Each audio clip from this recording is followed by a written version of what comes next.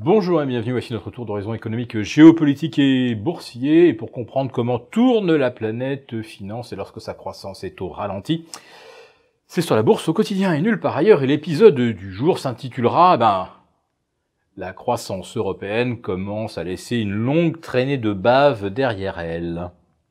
Oui, une véritable croissance d'escargot sur laquelle je vais revenir dans quelques instants, mais comme nous sommes vendredi et que c'est la fin de la semaine, je fais quand même un tout petit point. Juste pour vous dire que le CAC 40 aujourd'hui reprend 0,2 ou 0,3%, tente de renouer avec les 4950. Néanmoins, on va dire qu'on est sur un repli de l'ordre de moins 1,5% sur la semaine. C'est bien mieux qu'à Wall Street puisque le Dow Jones, le S&P perdent environ 3,5 et le Nasdaq moins 3,7. Tiens, 3,7, c'est aussi la baisse des valeurs chinoises cette semaine.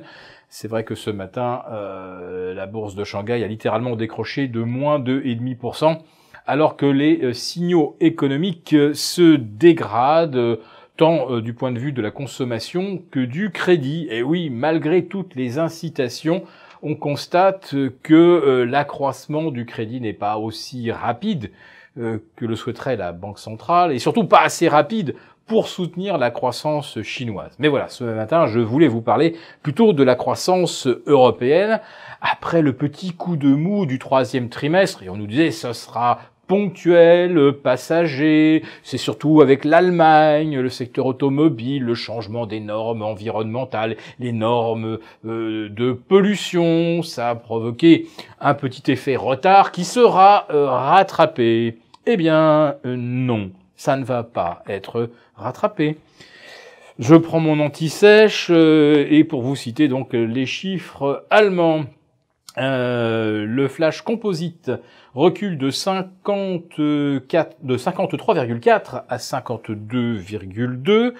Le flash des services, c'est-à-dire l'indicateur du secteur tertiaire, chute de 54,7 vers 53,3 et l'indice PMI manufacturier chute également de moins 1,5%. Autrement dit, il n'y a aucune reprise d'aucune sorte dans le secteur industriel en Allemagne. Alors figurez-vous que cocorico, eh bien en Europe, c'est la France qui s'en sort le mieux d'après les chiffres préliminaires du mois de novembre, puisqu'on est à 54,3 en PMI composite contre 54,10 au mois d'octobre. Alors maintenant, l'Europe quand même, le PMI flash composite est en recul de moins 0,5%. Mais bon, je l'ai dit, ça c'est à cause de l'Allemagne. Il va donc falloir peut-être revoir les calculs de profitabilité des multinationales européennes. Alors, n'oublions pas qu'elles sont multinationales, donc l'Europe n'est qu'une partie de leur activité. Néanmoins, ça va ralentir.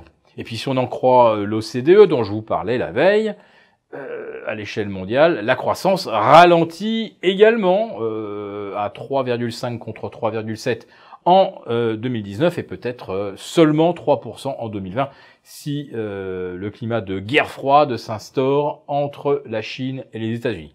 Alors la Chine, donc je vous disais ce matin, moins 2,5 à Shanghai, mais il n'y a pas que les actions qui baissent, il y a aussi le yuan, un yuan qu'on retrouve maintenant sous les 6,94 face au dollar. En fait, plus il faut de yuan pour acheter un dollar, plus le yuan est faible naturellement. On est revenu donc à moins de 1% de la barre des 7, une barre à partir de laquelle la Banque centrale chinoise va être obligée de réagir. Et quel est le seul moyen efficace de défendre le yuan? Eh bien, c'est de vendre du dollar et d'acheter le yuan pour ne pas être accusé justement d'orchestrer une sorte de dévaluation sournoise au détriment du dollar. Vendre du dollar, ça veut dire quoi? Et ça veut dire vendre des T-bonds américains, au moment où ils affichent déjà des rendements de 2,25 sur un an à 3,10, 3,15 sur 10 ans. Autrement dit, j'ai quand même l'impression que les États-Unis sont un petit peu pris et que, quel que soit le cas de figure, le dollar est voué probablement à grimper à grimper, face à l'euro et face au yuan. Ce sont les taux américains qui risquent de grimper et de faire grimper alors le dollar de par sa meilleure rémunération. Donc vous le voyez, dans un cas comme dans l'autre, c'est plutôt haussier dollar. À l'inverse, pour la zone euro, on a bien compris que la BCE ne prolongera pas le quantitative easing, que le climat entre Rome et Bruxelles est détestable, et que probablement la BCE ne montera pas ses taux en 2019, ou en tout cas pas avant octobre 2019. Et si vous comprenez bien où je veux en venir, octobre 2019, c'est le moment où Monsieur Draghi passera la main à son ou sa successeur. Que Monsieur Draghi n'ait pas envie de faire de vagues jusqu'en octobre prochain, c'est à peu près la seule chose dont les marchés peuvent être certains.